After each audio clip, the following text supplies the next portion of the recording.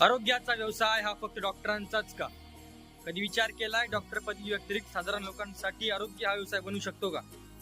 लोक म्हणतात व्यवसाय म्हणजे पैसा आणि आरोग्य म्हणजे सवय. पण समजा जर हे दोन्ही एकत्र आले तर? नमस्कार मंडळी, मी सुमित वाघमारे, वेलनेस कोच आहे आणि हर्बल लाईफ इंडस्ट्रीमध्ये ॲज अ इंडिपेंडंट असोसिएट म्हणून काम करतो.